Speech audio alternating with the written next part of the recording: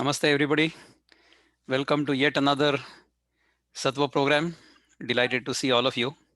It's always a pleasure. It's a beautiful Sunday morning here where I am, and where you are in Bharat. I think it's evening. Thank you for sparing your 1 hour on a Sunday evening with us.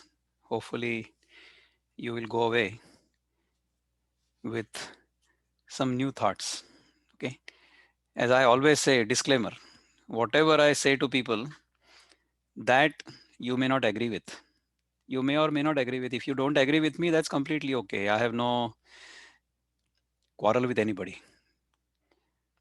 because as long as truth is perceived to be outside of us, that truth will always appear different to different people depending upon where they are standing. So depending upon our perspective, truth will appear to be different. Okay. But when we become the truth, then there is only unity. Okay. So whatever I say here may be taken with a pinch of salt, or maybe a kilogram of salt, depending upon where you are. Today, I was requested to do contemplation on how non-violence, ahimsa, and food are connected. And the topics given to me were: how are himsa and diet related? Does eating non-vegetarian food mean himsa? And how do I practice ahimsa in my diet? Okay. So we'll first understand the word ahimsa. What does the word ahimsa mean? Ahimsa means not doing any violence. Okay. Is it possible to live without doing any violence? Just think. Okay. So if I'm breathing right now, in the air there are microorganisms, right? So while I'm breathing, those microorganisms will be ingested with the air, isn't it? And those microorganisms will get stuck in my sinus cavities, and then they will die. If they happen to be harmful to the body, then the body will kill them. Okay. In fact, yesterday I got a WhatsApp message saying that before we go out, we should apply a little bit of coconut oil to our nostrils. So there is a thin layer of fat that gets coated on our sinuses. Then what happens? If we ingest a virus, then the virus basically gets dissolved in the fat, and then it doesn't even go further down. So I told my friend, I've been doing this even before the virus. I do this all the time. After taking a shower, I apply a little bit of coconut oil, not only to my hair, but also to my nose, nostrils. Okay. Before I go out of the house, I apply a little bit of coconut oil to my nostrils. That keeps me well. I do that because I want to protect myself against allergies or allergens. So those allergens will not come in contact with the sinus membranes, and then the allergies will not be triggered. I will not start sneezing and all that. So that is the reason I apply some coconut oil every day, many times a day, in fact. So maybe that's the reason, even though I go out and I'm sure I would have been exposed to coronavirus, because I think it's in the air now. You cannot really avoid it. And see, just forget about coronavirus. We've been exposed to all kinds of viruses all our life, isn't it? How have we survived? We have survived because our body is capable of eliminating them. So even if we may not want to engage in violence, our body will engage in violence. So ahimsa is not possible at all when we are living in this body, when we are experiencing life in the body. Ahimsa is not possible at all. Okay. Violence will happen. So how to get rid of it, or how can we avoid it? How can I say that I want to live in a non-violent manner? As long as I am living in this world, as long as I am the one who is doing things, as long as I am the one who is taking care of myself, as long as I am the one who is protecting myself, Himsa is inevitable. Violence is inevitable. It will happen. Okay. But the violence which is done without the karta bhav or the doership behind it. Okay. When there is no intention of doing violence. When the violence happens because of nature's laws and not because of any intention. That violence will keep happening, but we won't even know it. So, for example, our body is protecting itself against these viruses and killing these viruses. Should we consider that to be himsa? No, this is happening in nature. Okay. Now, how is this all connected with our food? Okay. Now, if I happen to be a tiger, I will have to kill a deer or some other animal and eat. So, is the tiger engaged in himsa? Is the tiger doing violence? If the tiger is doing this himsa when he does not really require any food, then it will be himsa. But the tiger never does it. The tiger never really engages in any kind of himsa. The tiger won't even go out and do the kill, does not chase a deer if his stomach is full. Okay. So no animal will engage in any kind of himsa at all. See, these carnivorous animals, tigers, lions, these exist in nature because they will cull the unwanted other animals. Okay, those animals that need to be killed, only those will be killed by the tigers and the lions and the carnivores. How does this happen? I'll explain this to you. You see, all of us must have seen these videos on National Geographic or Animal Planet or wherever, where the lion or the tiger is hungry and he will chase the deer. Okay, now what happens? There will be 50 deer, say. So this whole bunch of 50 deer is running away and the tiger is chasing them. Then what happens? Then the tiger will come and eventually catch one particular deer, right? Now, from that deer's point of view, the outcome is disastrous because it lost its life. It got killed, isn't it? So if I am that deer, the 50th deer, then from my point of view, the outcome is disastrous. I have failed, right? But the other 49 passed and they were propagated or they were saved, isn't it?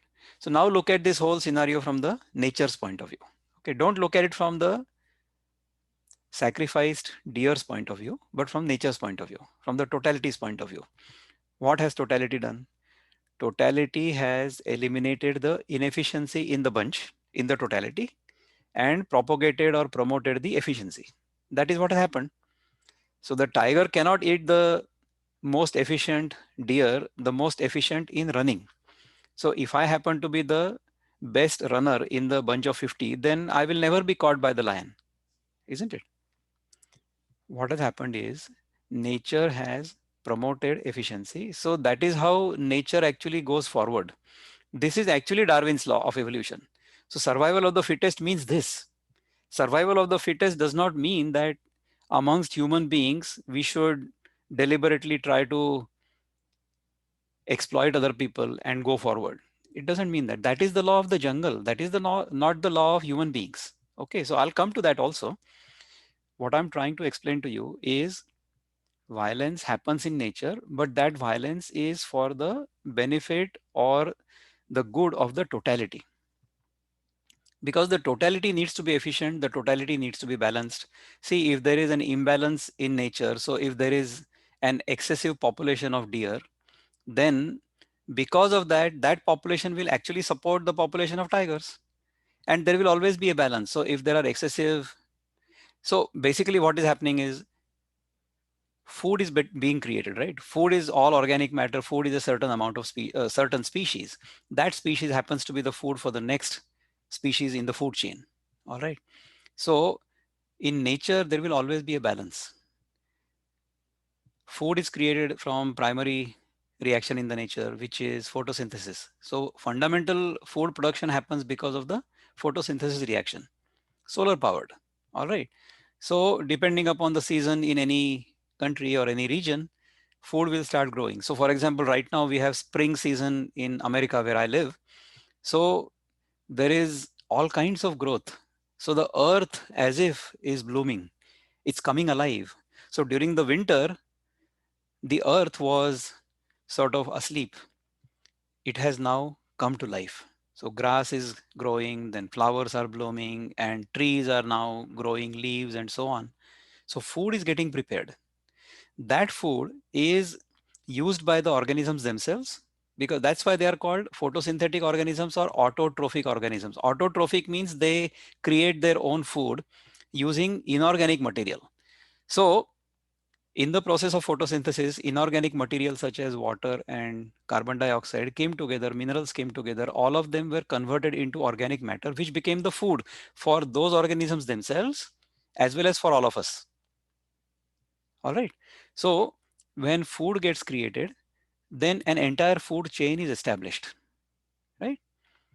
We human beings, Homo sapiens, we arrogantly call ourselves as being on the top of the food chain, right? But what have we done? We have actually converted this entire food production process into an industrial process. And what we have tried to do is whatever we call as food, we have tried to maximize the production of this food for our own greed, our own benefit, our own profit, our own money. That is what we have done. Okay. When we do that, whenever we extract or whenever we try to produce more than our requirement from nature, that is considered to be himsa. That is considered to be violence. Okay. Violence is not what you eat or how much you eat. If you eat more than what you are going to require that day for sustaining your body, then you will have committed himsa. That is what himsa means. So, as we saw, perfect ahimsa, perfect non-violence is not possible at all. Because even in the process of producing food or consuming food, there is himsa. So, theoretically, if I eat something that comes from a plant, if I am, a vegetarian or vegan or raw vegan or whatever, we may call ourselves whatever we want, but we have to eat another organism to survive unless we are capable of photosynthesis ourselves. There are very few rare human beings on this planet who can live off sunlight and air only. I'm not there yet, and I'm sure everybody who is in this meeting right now is in the same boat. We all have to eat, isn't it? The way we can practice ahimsa in terms of our food is eat only as little as possible to sustain our body to the extent we need to use our body. So, for example, if I'm sitting in my office all day long, if I'm not doing much physical labor, then I won't require much food at all. How will I know this? Is there a chart somewhere that if I have a job sitting down in my office all day long in an air conditioned office, then I must eat so much? This kind of chart does not exist anywhere. One chart does not fit all. But nature has given me a wonderful measurement device, measuring device, which is called the sensation of hunger. Okay. So if I follow that device, if I follow nature's signals, and if I eat only when I'm hungry and only to the extent it is necessary. So to the extent it is necessary, how do I define that, or how can we define that? Once I start eating, once I eat the way a human being should eat, not the way a cow or a buffalo should eat. I should eat in a certain manner. We have learned how to revere our food, how to treat our food. Before we start eating in Maharashtra, where I grew up, we say a prayer. We say वदनी कवळ घेता नाम घ्या श्रीहरीचे सहज हवन होते नाम घेता फुकाचे जीवन करी जीवित्वा अन्न हे पूर्ण ब्रह्म उदर भरण न हे जाणीजे यज्ञ कर्म. So this is the prayer we say before we start eating. What this prayer means is the food I am eating has been given to me by nature, and that food itself is a manifestation of the divine. that food is going to enter my body and is going to get converted into my body, and the process of eating the food and getting it converted into the body tissues is not merely filling up my stomach or merely a bhoga karma, but it is a yajna karma or yajnya karma or yagya karma, depending upon where you are from in India. You will pronounce it differently, but it is an offering into the sacrificial fire. So, what is that sacrificial fire? That sacrificial fire is the digestive fire in my stomach. That digestive fire is called as Vaishvanara in Gita. Bhagavan says, Aham Vaishvanaro Bhutva Praninam Deham Ashritaha Pranapana Samayuktaha Pachamyannam Chaturvidham. So, the divine power within us consumes the food that has been given to it during this yagya karma, which we are doing as a part of our feeding process. And that food is digested by the Vaishvanar or the digestive fire into the various body tissues. That digestion process is what is responsible for converting the food into the human body. Okay, so initially inorganic matter got converted into food through the process of photosynthesis. That happened because of the solar power, right?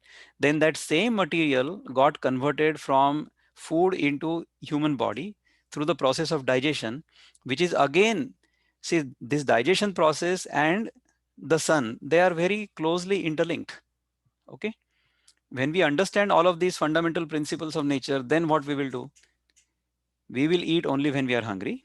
We will try to run this whole system as efficiently as possible because we want to be that first deer. We don't want to be the 50th deer. Okay. When we run this system inefficiently, then the tiger called disease will chase us and will grab us. Okay. But if we run this system efficiently, if we run this system based on the principles I just told you, that I shall not eat until I'm hungry and I shall stop eating when I'm full. So I will never overeat. I will never overconsume. Then this system runs beautifully. If I run the system in this manner, even if I'm eating non-vegetarian food, I'm not committing any himsa. Okay. But if I am overeating, if I'm eating more than necessary, if I'm eating when I'm not hungry, then even if I'm eating raw vegetarian food, I will still be committing himsa. How is that himsa?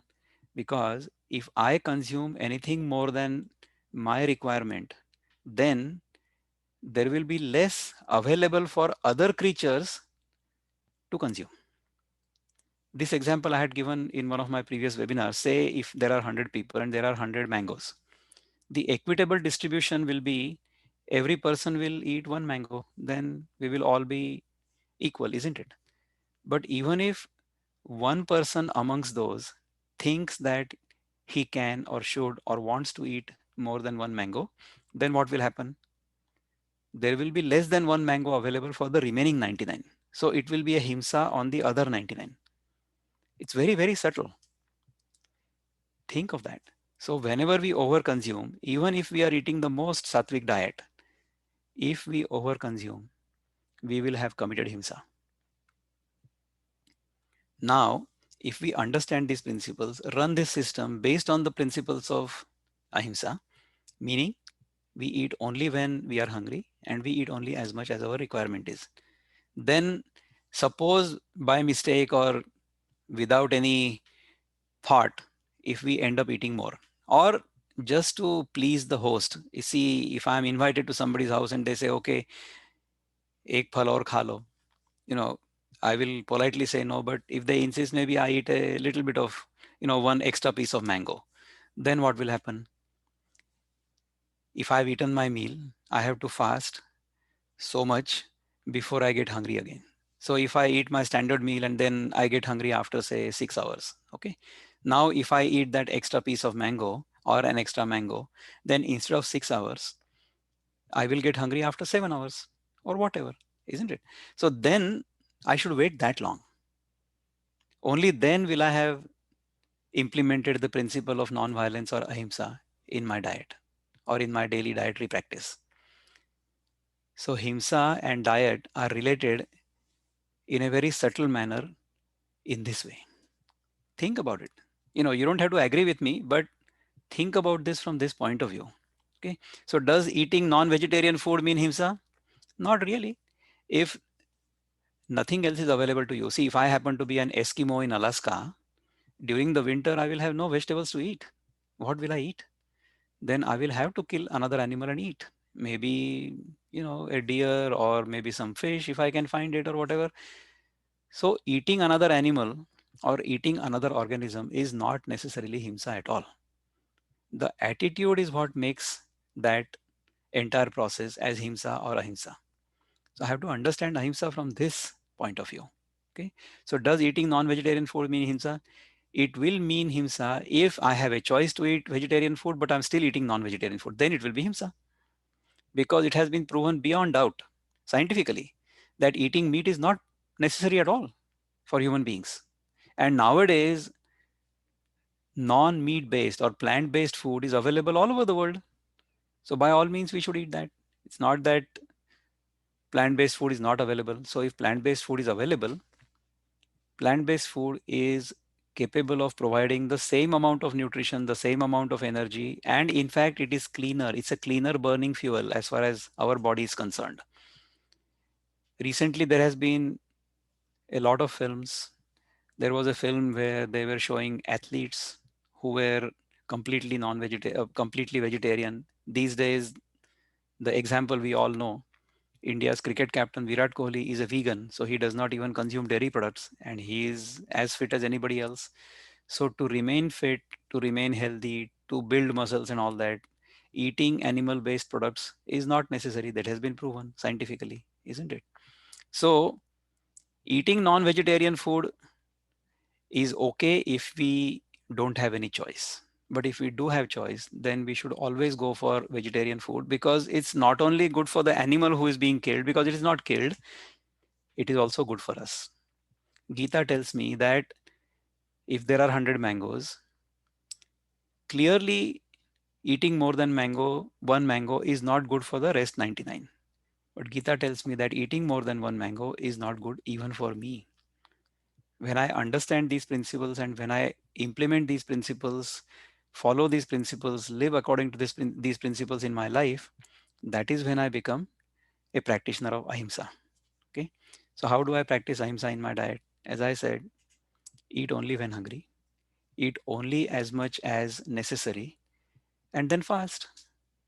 So this entire Sattva program we do is basically to inculcate a discipline, a self-discipline of following our hunger, of making sure that we never eat more than what is required, and fast as long as it is necessary for me to get hungry again.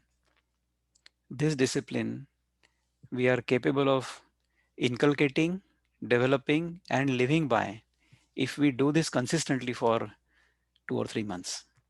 During this time, most people who join our program are wanting to reduce weight because they have excessive weight on their body.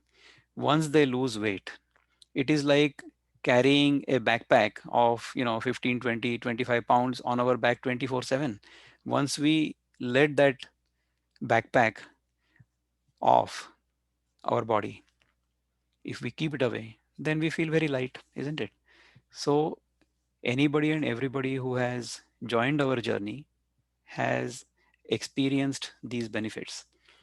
And not only does the body get lighter and detoxified, our mind becomes much clearer. Our mind becomes much calmer. Those are the benefits that happen when we undertake this discipline.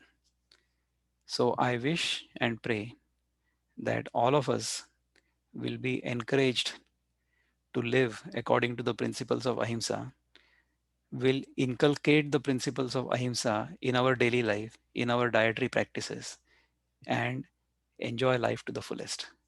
Thank you very much for listening to me so patiently. I'll be happy to take any questions or comments people may have. Yeah, there is one in the chat. So the question, what about futuristic view? Humans store for their use in future, food, material, money, etc. Is that himsa or ahimsa? Okay, so consuming or collecting or storing anything more than our requirements is actually himsa. Of course, we should save for a rainy day. Even the ants will save for a rainy day. Okay, that is not himsa. We should collect things only to the extent they are necessary. There is no reason for us to collect things and hoard things. See, I always give this example that in the animal kingdom, there is no gluttony, there is no eating more than necessary, there is no hoarding, and there is no balatkar, there is no exploitation or rape. Why should we as human beings do that? If we do that, then we are not even worthy of being called animals. We are living worse than animals. Is that what we should be doing while we are in this human body? Is that why we call ourselves at the top of the pyramid? To live like Rakshasas, to live like demons? No, we need to live like human beings. We don't have to become God or we don't have to become divine, but we should not become devils, isn't it? So that's how we should live as human beings. So, yes, collecting things to the extent they are necessary, it's okay. But collecting beyond our need level and hoarding it, that is not good. So, I hope this makes sense to you. Any other comments or questions? I'm so delighted to see so many of our good friends are here. Wing Commander Padbidri, my friend, is here. Vaini, you are also here. I'm so delighted. Sudhir Bhai, my friend, is here. Dr. Rita Apte is here. I'm delighted all of these people are here. So if you would like to say something or give us some comments, would be delighted. You have to unmute yourself and then say what you want to say. There was another question, sir. Yeah, go So, ahead. so these days we hear that the milk that we get commercially, right, like Amul and others, the cows are really exploited to get this milk from them. So, consuming that milk, can that be considered as himsa? Actually, yes. In fact, the way I understand consuming milk, how will consuming milk become non-violent, completely non-violent? I'll give you the way I understand it and the principle behind it. Okay.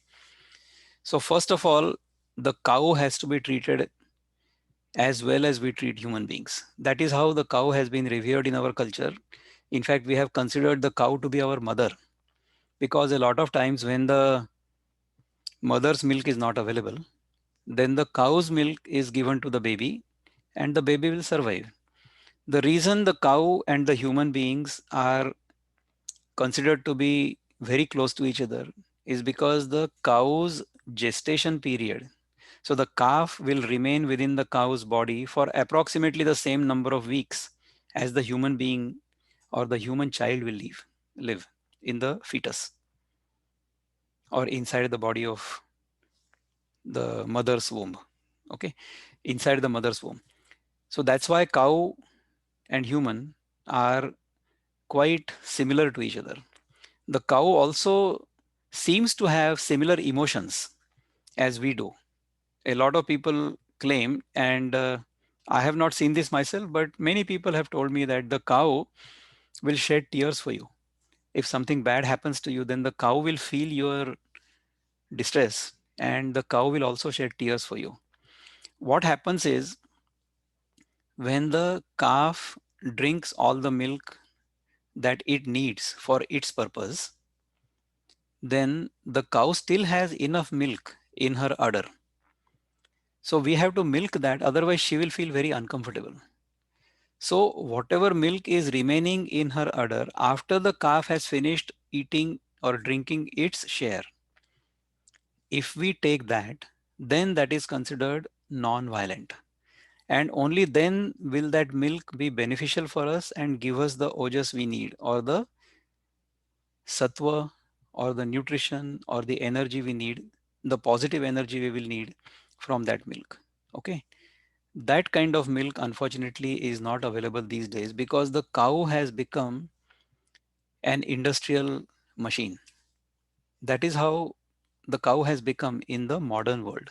So, if the cow is treated like a machine, the cow is artificially inseminated and impregnated every so often so that she always keeps giving milk, and the calf is not even given the cow's milk.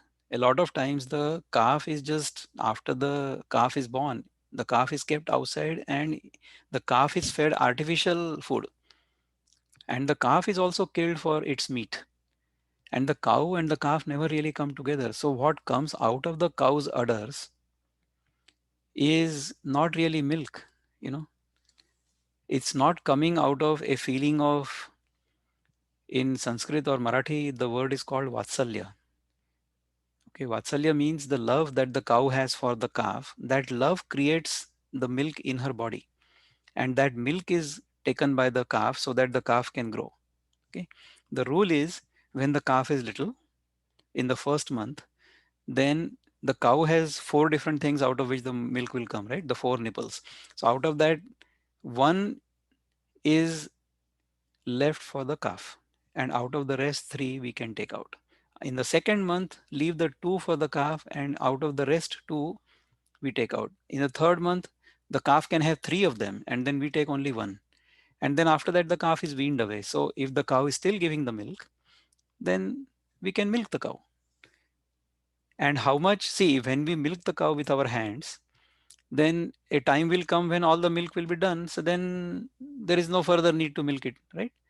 But these days, when the milk is extracted from a machine or using a machine, the machine doesn't know when to stop.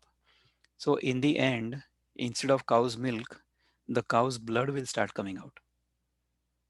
Is that milking the cow? No, it's exploiting the cow. When we consume milk in this fashion, then that milk will end up doing all kinds of himsa within us, because the milk is a product of himsa that we have done on the cow. That is why a lot of people all over the world have become vegan. They don't even drink milk. I do drink milk occasionally, very occasionally. I do eat ghee as a medicine. Okay. But this is the principle behind how to treat the cow, how to milk the cow, how much to milk the cow. If we don't follow this principle, then we are engaging in himsa. But if we are following the principle, then the cow will actually treat us like her child. The cow will become our mother. Okay. This is very subtle. That is why we have had so much reverence towards cows in our society. Besides the milk, the cow's urine and feces, every other organism's fecal matter is called as mala. In Ayurveda, the portion of the food that is not converted into the body tissues is called mala, and that mala is discarded by the body. But in case of the cow, it is not called mala. In case of the cow, it is called vimala. Vimala meaning it is not mala at all. Whatever is coming out of the desi cow's body is actually like a medicine. So this vimala, if that vimala falls on the ground, there will be a dry cow dung cake. Underneath that cow dung cake, there are no insects.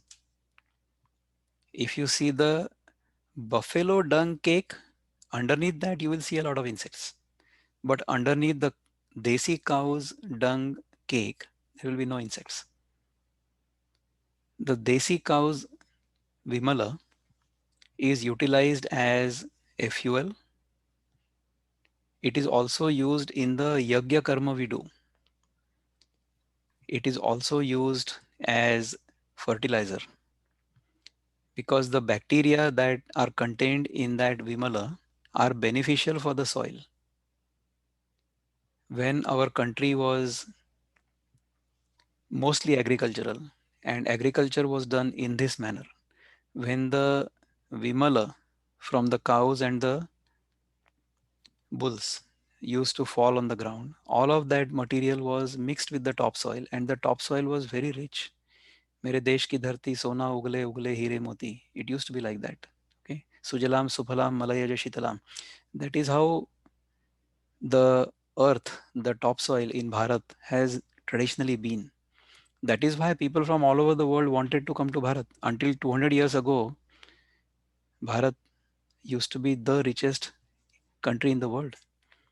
We were the 40% we were 40% of the total global economy. in the year 1800. Since then, in the last 200 years, we came down to 4%. Okay, now it has started coming up. Now there is a lot of awareness regarding these things, and we are again treating the cow as our mother, and we have understood all these principles. And if we do our agriculture, if we do, I should not say go palan, we should say go seva, because we are not protecting the cow is protecting us. If we live in this manner, if we live in this reverential manner, then our topsoil will become rich once again. Even if the cow is not producing children anymore, there is no need to kill the cow. That is why we have not killed the cow, because the Vimala she is giving is itself valuable. That is why we have never killed the cow. That is why we don't kill the cow, because of financial economic reasons. There is no need to think compassion and this and that. But this is purely economic reason, financial reason. And how much will the cow consume? The cow will eat all kinds of junk. It will even eat all the leftover material from the agricultural produce, isn't it? So if we have cows and if they produce the Vimala and that Vimala is mixed with the soil, then the soil becomes Sujalam Suphalam. That's how it is. So we should treat our cows in this manner. Any other Right. points or questions? Dr. Vikram, can I ask you a question? This is Jyoti. Yes, Jyoti Ben, tell me. Yeah, how are you? How are you? Yeah, Great. Nice to see I'm you. fine. Thank you for coming to the webinar. Oh, it's my pleasure. Thanks for your time. Talking about the milk, I had a follow-up question. Yes. What are your views on this A2 milk, which they have in two categories? One is full fat and one is 2%. Now, I feel that whatever is 2% is definitely something or the other is added. But as far as A2 is concerned, I did find a difference between the regular 2% and the A2 2%. Of course, my husband is always for full fat because he says that's the natural milk. But I would like your esteemed opinion on the A2 milk. Thank you. Okay, so A2 milk you have tried and it works better for you. A2 milk is good. If it is available, if you can easily get it, if you can afford it, I think you should do that. Okay. Our body is intelligent enough to know what is good for it. And when the food integrates into our body well, then we get a feeling of well being and health from within, which cannot be described. Okay. So, by all means, we should experiment with this and see what happens. So, in the 2% versus the full fat milk, your husband is actually right. Full fat milk is the natural milk. That is how it should be consumed. Ideally, see, milk is a product in nature that should never really be exposed to air. Ideally. Okay. So, milk should go directly from the mother's body into the baby's mouth without ever being exposed to sunlight or air at all. That is how it should be, ideally. But still, as I explained to you, in the case of the cow, the calf may not be able to finish all the milk, and then you will have to relieve the cow. Okay. Then what to do with this milk? Then we consume it. That's fine. Okay. So then there is a way to process the milk. Ideally, we should also drink the milk. In Marathi, the word is called dharoshna. Dharoshna means dhar is the string of milk that will come down from the udder, and ushna means warm. So the warm milk as it comes out of the cow's udder, that should be consumed as it is without any processing at all, right then and there. That is the way to drink. Of course, that is not possible now. So what we do is we take the milk from many different cows, we process it, we pasteurize it, and then even when the milk comes to our house, we boil it once before we drink it and all that. See, cow's milk, or in general the milk we drink, it can be boiled many times without really losing much of its nutritional value. All right. So milk can be boiled many times. So you boil it, keep it in the fridge, boil it again, keep it in the fridge. That's no problem. You can still consume it. But you should always consume milk after boiling and consume it while it is warm. That is how we should consume the milk. All right. Ideally, the full fat milk has to be diluted with water, half and half, and then it has to be boiled for quite a long time. And in that milk, you should add some spices such as turmeric, black pepper, cardamom, ginger, those things. Then you should consume that milk, not drinking like you are drinking water, but sip it like tea. Okay. And you don't have to drink too much of that milk, only small quantities. If you don't drink any milk, nothing bad is going to happen to you. Don't worry. Milk is necessary for the infant or the little baby of every mammal, okay, of its own mother, not of anybody else's mother. So ideally, as I said, plan A is milk should never see the daylight at all. Milk should be consumed directly from the mother's body by the infant. If not, then all of these things can be done. Milk is not a poison, by the way. So even though I don't drink too much milk, or I eat milk very rarely, or I eat milk products very rarely, that's because once I eat the milk products, then my body will produce a lot of mucus. I know that, I have experienced it. So dairy doesn't suit me at all. So I don't drink dairy, or I don't eat dairy products. I do eat ghee. With ghee, I don't have a problem. So I'll eat ghee as a medicine, because ghee has a medicinal property. The way it interacts with my body or with our body, it can be helpful. But even that is not mandatory. So instead of ghee, you can use coconut oil. Coconut oil has very similar properties. So I do use coconut oil also quite a bit. So that is good fat. But again, you cannot overdo any of this. You cannot overdo dairy, you cannot overdo ghee, you cannot overdo coconut oil. None of this you can overdo. You should not overdo that.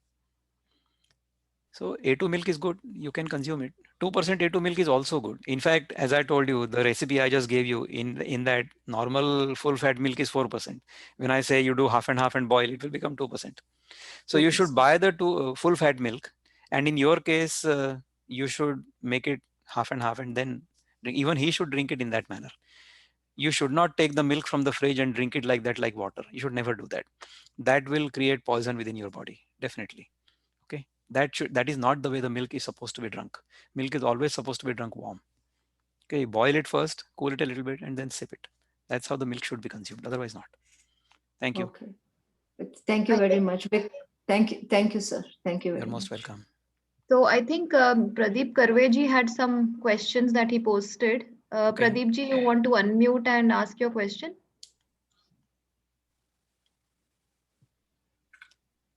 नमस्कार प्रदीप. नमस्कार sir. मराठीत प्रश्न विचारायचं लिहिलेलेच असेल तर आपण आहे. मराठीत पण बोलू शकतो.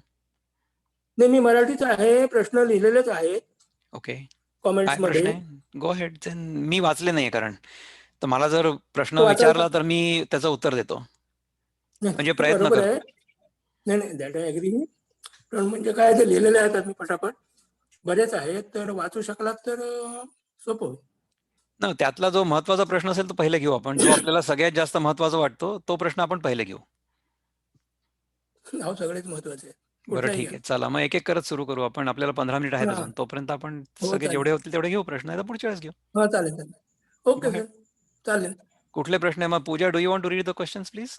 Yeah, they are in Marathi, but I'll try. So one is on the cow-related discussion that we had, that जंगलात अनेक गायी असतात, त्यांच्या तथाकथित जास्त दुधाची व्यवस्था आपण करतो का?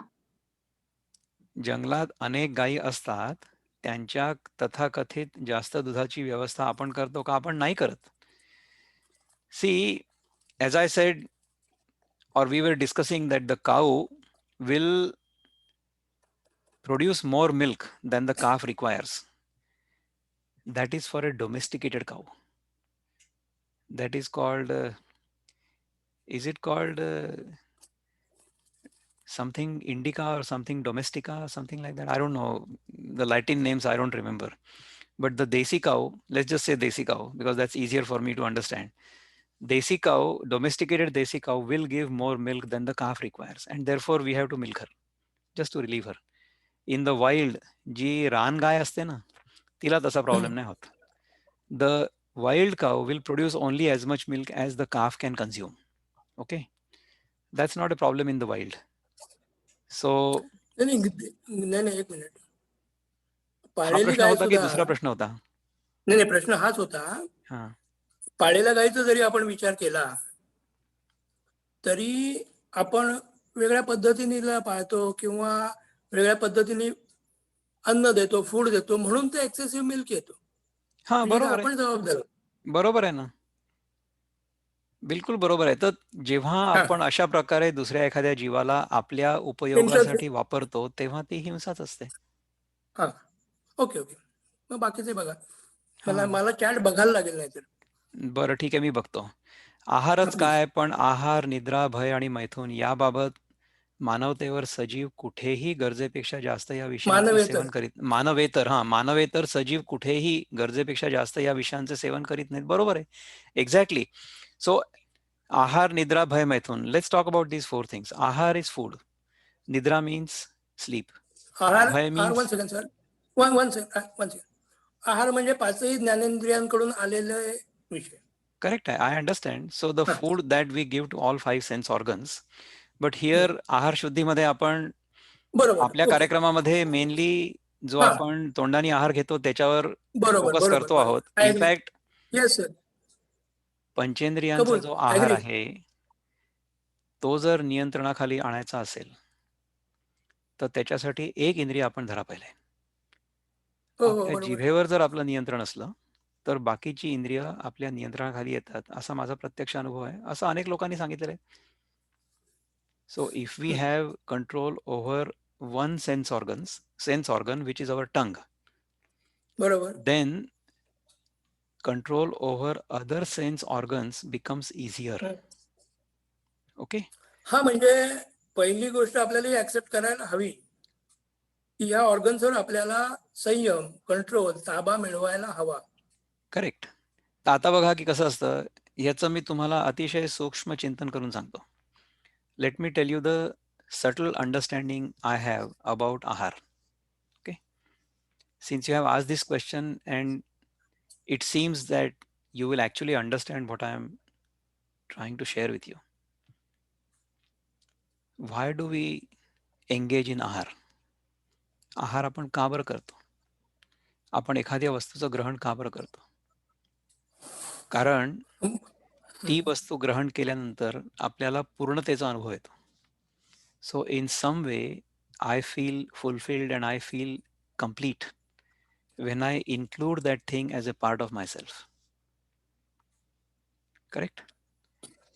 As long as I feel a sense of otherness and incompleteness, ahar is inevitable. जोपर्यंत माझ्या मनामध्ये माझे इंद्रिय आणि इंद्रियांची भोग्य वस्तू या दोन मधलं द्वैत कायम आहे, तोपर्यंत इंद्रिय विषयांकडे धावणारच आणि विषयांचा भोग करणारच. ठीक आहे. पण जर मला लक्षात आलं की भोग्य वस्तू आणि भोग घेणारं इंद्रिय ह्या दोन्ही गोष्टी माझ्यातूनच निर्माण होतात आणि मी या दोघांच्याही पलीकडे. द्वाविमौ पुरुषौ लोके क्षरश्चाक्षर एव च क्षरः सर्वाणि भूतानि कूटस्थो क्षर उच्यते. उत्तमः पुरुषस्तु अन्यः परमात्मा इति उदाहरता यो लोकत्रयमाविश्य बिभर्ति अव्यय ईश्वरः. म्हणजे एकच ब्रह्मतत्व भोग्य वस्तू आणि भोग घेणारा मी, प्रकृती आणि पुरुष ह्या दोन मध्ये विभाजित झाला आणि तोच उत्तम पुरुष ह्या दोन्हींचं रूप आपल्याला दाखवत असतो. ही दोन्ही रूपं त्याच्यातून तयार झालेली असतात. म्हणजे भोग्य वस्तू आणि भोग घेणारा मी हे दोन्ही इल्युजन्स आहेत. इल्युजन्स म्हणजे माया, म्हणजे आहेत असं वाटतं परंतु त्या नाही आहेत. हा, तर ह्याच्यात वाद आहे. परंतु मी जसं पहिल्यांदा सांगितलं हा कार्यक्रम सुरू होण्यापूर्वी की मी जे सांगेन ते आपल्याला पटेल हं. असं नाहीये किंवा पटावा असा आग्रह देखील नाहीये. जोपर्यंत हा मी बोलू का? सत्य मी बोला बोलू, एक मिनिट मी बोलू. अवश्य बोला. हा मी सांगेन किंवा हे तुमच्या दृष्टीने मत अगदी बरोबर आहे. हा पण 1 अधिक 1 2, 1 + 1 = 2 हे माझ्या पटण्यावर अवलंबून नाहीये. बरोबर आहे. It is truth. करेक्ट. एखादी रासायनिक क्रिया, मी असं केलं, मी जास्त जेवलं तर मला अपचन होणार आहे. आणि बरोबर आहे. आपली फसगत ही जीभ आपल्याला जी फसवते दोन्ही बाजूनी, की आपण म्हणजे उदाहरण हे जाण्याचे यज्ञकर्म जे आपण मगाशी म्हटलं, तसं आपल्याला खाता पिताना भान राहत नाही. खाण्यापुरतंच बोलू आपण. बरोबर. पदार्थ आवडतोय म्हणून आपण इनपुट घेत राहतो. आणि म्हणून मग आपल्याला जे सगळ्यांनी अगदी रामदास स्वामींनी विवेके क्रिया आपुली आवरावी, गीतेमध्ये 100 ठिकाणी जे 2:55 ते 72 मध्ये जे सगळं आलेलं आहे ते सगळं हेच आहे. पण आपण त्याचं फक्त म्हणजे काय म्हणतो चर्चा करतो. प्रॅक्टिकल ऍप्लिकेशनच्या दृष्टीने फार फार म्हणजे जवळजवळ 99% नाहीच असा प्रयत्न करतो. खरंय. तर आपण हा एक बोला नियम पाळून बोला बघूया ना. सर. हे बघा, हो आपण बोला सर. एक नियम हा पाळून बोला सर. बघूया. हम्म, मी तुम्हाला जाण्यापूर्वी एक गोष्ट सांगतो की आपल्याला जो काही अनुभव येतो हम्म. तो सगळाच्या सगळा अनुभव आपल्याला आपल्या आतमध्ये येत असतो. Yes. बरोबर. जग बाहेर आहे असं आपल्याला वाटत असतं, हम्म, परंतु त्या बाहेर असलेल्या जगाचं प्रतिबिंब जोपर्यंत आपल्याला आपल्या आतमध्ये अनुभवायला येत नाही तोपर्यंत ते बाहेरचं जग अस्तित्वात आहे किंवा नाही हे आपल्याला कळत देखील नाही. हम्म. बरोबर. हा अनुभव आपल्याला म्हणजे रोज येतो. म्हणजे निद्रा अवस्था. करेक्ट. तर बाहेरचं हम्म. जग आणि माझ्या मनामध्ये त्याचं पडणारं प्रतिबिंब या दोन्ही गोष्टी एकमेकांवर अवलंबून आहेत. आणि एक गोष्ट माणसासाठी माझ्यासाठी तुम्हाला म्हणजे मला माझ्यासाठी नाही, मी माणसासाठी म्हटलं सर. माणसांचा अनुभव मला कुठे आहे? मला फक्त अनुभव माझा स्वतःचा आहे. आपण माणसं आहोत. आपण एकमेकांशी मला बोलतोय, अनुभव फक्त कम्युनिकेट माझा करतो. स्वतःचा आहे. बघा, yes yes that's okay. That's true. That is true. मला जो हा अनुभव बोला. आहे जगाचा, बरोबर बरोबर बरोबर. जगाचा जो अनुभव मला येतो आहे येस सर. तो केवळ मला येतोय. हो हो मला जो अनुभव येतो आहे हो त्याच्या व्यतिरिक्त मला कुठलाही अनुभव येत नाही. खरंय. So there's a त्याच्या request व्यतिरिक्त मला कुठलाही अनुभव माहिती पण नाही आहे. येस, देयर इज अ बरोबर to बरोबर. speak in English or speak in Hindi English for the benefit of others. for the Yeah. benefit of others. Okay, that's fine. So the question was, hmm, the discussion was like this. Hmm. The thing I am consuming and my sense organ that is consuming it, the thing that is enjoyed and the enjoyer, both these things are illusions created by me. By me, yes. That is called Prakriti and Purush. Prakriti is the thing I am enjoying and Purush is the enjoyer. So this Prakriti and Purush are described as Kshara and Akshara. Prakriti is Kshara, it is changing all the time, and Purush is the Akshara principle that is enjoying it.